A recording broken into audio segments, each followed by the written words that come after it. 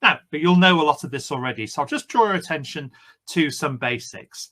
Firstly, the assessment, of course, is run by Kaplan as the assessment organisation. So as a student, you will deal directly with Kaplan in terms of your application to sit the exam, setting up your student account, and also if you receive any result directly from them. Now, if you've been through SQE1, you'll already be aware of that. These assessments are timed, as you would expect. And also they are what we might call closed books. So you really are going, as you go through these timed assessments, having to retain your legal knowledge that you need to underpin your approach to the SQE2 assessments while performing the skill in the actual assessment. That's particularly relevant in the oral skills that you're going to have to perform live. I think the thing about SQE2 that struck us from talking to our students, and Sarah will expand on this, is these are substantial assessments across a number of days, and there's a commitment there of time and perhaps travel for you, travel particularly perhaps for the oral skills. And Sarah will expand it in great detail on the sort of weft and weave of the course. I suppose I should point out that they look at SQE2 for an overall pass. So you need an overall pass mark across all the assessments. If you don't get that, then there is the matter of having to retake all the assessments. So those are some of the key facts for you. Just before I hand over to Sarah, on the next slide, you'll see that we've laid out for you the syllabus in very brief terms of what's covered in SQE2, both in terms of the skills and also the practice areas. So you can see we have a syllabus here of roughly 6 skills, both written and oral, and also 5 practice areas of law that you're expected to know. Just a couple of things about that. First of all, it's very clear in the SRA spec that it's a 50-50 exam. So you are being examined both on the skill, obviously that's very important, but you're also being examined on your understanding of the law and how you express that understanding in the performance of the skill. So those practice areas you can see on the right, business law and procedure, criminal and civil practice, property practice, etc., and wills and probate, you will understand those are the ones currently covered on current LPCs. But of course, those practice areas are not covered on most degrees. What you can see on the right-hand side is those areas of what you might call foundation degree knowledge that underpin those areas, like contract law and tort, land law, etc. So while you've got to understand those practice areas and the procedure and law, you've also got to hark back to any information that you may have covered perhaps on your SQE1 course or particularly in the law degree. Now, there is one question which I'll come back to later, which is those practice areas, that underpinning law, as I've said, is covered on the current LPC course. Our question as an organisation preparing students for the assessment has been to look at those students who are presenting themselves for assessment on SQE2, having done the LPC, and asking them the question, do you know enough of the law and understand the basic principles in those areas enough to step straight into the SQE2 examination? And I say that's a question that I'll just come back to later. Enough from me for the moment. I'm now going to hand over to Sarah to take us through the next few points. Thank you, Sarah. Thank you, Giles. So Giles has given you a brief overview of the structure of the SQE2 assessment. So I'm just going to go into a little bit more detail. So Giles has already said that it's one exam, and that's broken down into 16 assessment stations. And that, again, is broken down into 2 elements, the written assessments and the oral assessments. You'll see from this slide already, and as Giles has already alluded, it's a heavy diet of assessments over a 5-day period. So first of all, looking at the written exam schedule, you take 12 written assessments in each of those 6 skills that Giles has mentioned over those 5 practice areas. So you'll be covering a wide range of legal topics together with the wide range of skills in those 12 written assessments. And not to underestimate the amount of time that you'll be required to focus during that period, you have 4 assessments a day taking place in, broken down into 2 sessions, each consisting of 2 assessments per session.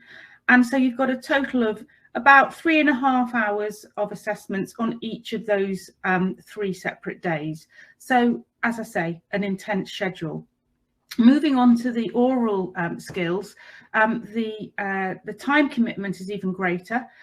You've got assessments over 4.5 hours on each of the 2 days of the oral assessments.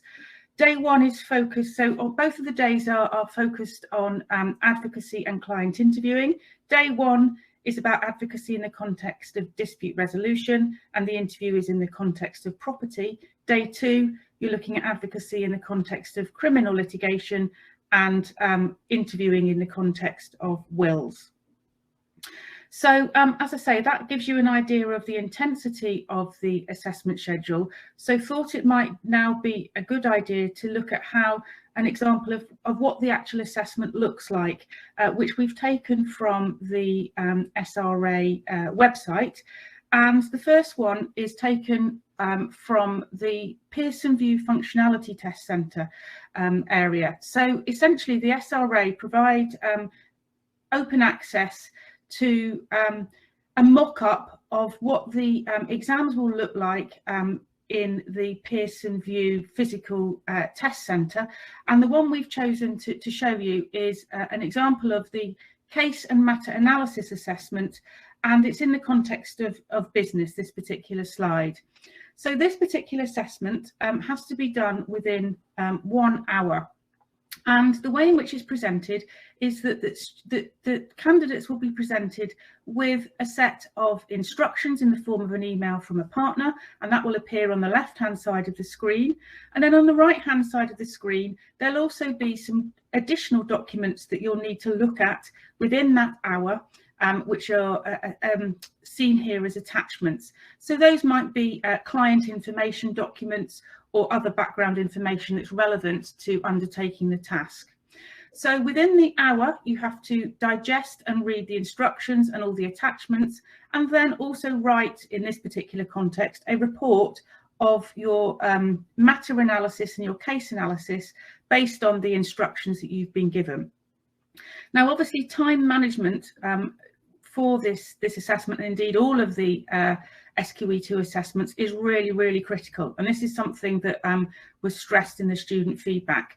So in order to help you manage your time management, the SRA or the Pearson VUE provide a countdown clock, which obviously starts off at the hour and then counts you down to the deadline. And that's was something that our students found useful in a number of cases to help keep them on track in terms of completing the assessment within the relevant time period. So that's an example of a written assessment, and all of the written assessments follow a similar format. So now moving on to an example of an oral assessment.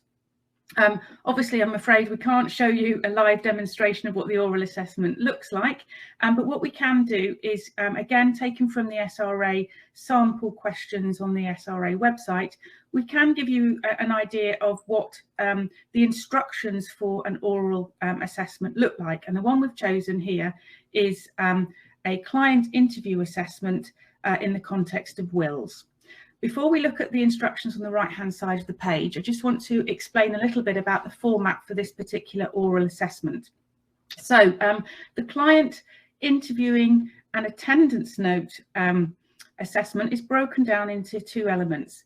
Part 1 is a client interview, and students are given 10 minutes to prepare for that interview using the documents provided. And then the actual interview is 25 minutes long. Then straight away after the interview, students then have to write up their attendance note, handwrite up their attendance note in relation to the interview that they have just conducted. And again, students get 25 minutes to do that. So as you can see, there is a lot to take on board in getting ready for that assessment. And given that you've only got 10 minutes to prepare for it, you really do need to have that legal knowledge that Giles referred to, together with a mental checklist of how you're going to structure your interview and how you're going to conduct that interview in your head at the tip of your fingers when you read through your client instructions. So again, similar to the type of instructions you'll receive for the written assessment, you'll receive an email from the partner together with accompanying documents. And here the attachments are a will of a deceased client, and then the details of the family arrangements in relation to that the person who has died. So all of that has to be assimilated within that 10 minutes in readiness to conduct an interview with your client. So that's an example of what the two different types of assessment look like. I'll now pass you back to Giles, who's now going to talk a little bit about some of the things you need to think about when deciding whether to take SQE2, and also our methodology in preparing students for the SQE2 exam. Sarah, thank you very much indeed. So yeah, these are considerations really from talking to our first cohort of students, but also talking to firms who are thinking of putting their students through SQE, and also talking to the regulator about the syllabus. And I think just coming back to that key point that Sarah made just earlier, it's the understanding in SQE2 of the SQE1, what the SRA call the functioning legal knowledge, underlying legal principles. Of course, you remember that the SQE1 requires you to cover 13 particular areas of law, and those are the foundations of law you'd find in degree, plus also the LPC practice and procedure subjects, and also some information taken from the professional skills course, which obviously is now also ceasing. It's a very wide syllabus, and therefore the way that the SRA and Kaplan put together the examination for SQE1 means you need to focus on the underlying legal principles. There is no room for citing case law or even learning case law. There's no room for citing specific statutory references that you do both on a law degree and also on the LPC. No, it's all about legal principle. So, to Sarah's reference, I would say that having a real grasp of that SQE1 understanding of legal principle in the context of those practice areas that underpin SQE2 is really important, and it is already emerging to be a little bit of an Achilles heel for candidates. Retaining that knowledge, having it, as Sarah said, at your fingertips, and understanding the legal principles and being able to apply them. And it's not so much really about the knowledge, because you can acquire knowledge. It's being robust in your understanding, having the confidence that you can deploy that knowledge when you are undertaking a skill. And so no cases or statutory references, but understanding the core legal principles. And I suppose that moves me on to my next point, a later bullet on the slide, which is when I talk about the efficacy of the LPC. Because as I mentioned before, if you have started or passed the LPC, you can use qualifying work experience in SQE2 as an equivalent to a period of recognised training, what used to be called the training contract. So you don't need, in theory, to do SQE1 if you have an LPC. However, we've had several students start our SQE2 prep course or talk to us about starting it and realise actually from looking at the materials that their LPC perhaps did not give them enough grounding in those basic legal principles I've referred to. And that's because obviously LPCs are taught differently. They're to a different syllabus. Remember, the LPC is also preparing you for the first day of a training contract under the old regime, whereas the SQE is preparing you for the first one as a day one solicitor. So there's a potential trap, or at least a note of caution here, that if you're wanting to move existing from an LPC background onto the SQE track on SQE2, and this applies to firms also who may have existing paralegals with LPCs. Those LPCs may be a few years old, and they may have plenty of qualifying work experience, but is the existing legal knowledge they have sufficient to jump straight into SQE2? Now, the way we're approaching this, and I'm sure other providers are the same, is we're advising all employers where they have candidates for SQE2 coming through the LPC route to conduct a health check by looking at our own SQE1 materials with their candidates to check that it's understood the extent of legal knowledge you need to have to underpin your attempt at SQE2. I suppose one final point I'd make is that this idea about timing, and Sarah talked about the intensive schedules for the written and oral skills. I think you have to understand for this examination the need to move through the skill at pace to come within the time limits for that examination set by Kaplan. Research, we note, for example, is particularly tight. You get 1 hour in the actual assessment for the candidate to wade through a number of pages of documentation, which is provided as part of the exam, and to provide a research note. So actually, you'll need confidence in that exam in both your mastery of the skill of research, but also the underpinning law and the technique to provide that note in the given time. Now, to address this SQE2 learning methodology, we really looked at it through the lens of how we're going to get students through this examination, what basic tools they need. On the next slide, I've highlighted 5 elements that we have put in to support students through this type of assessment. And very briefly, they are all interlinked and all we found from experience key to helping students approach this course with confidence.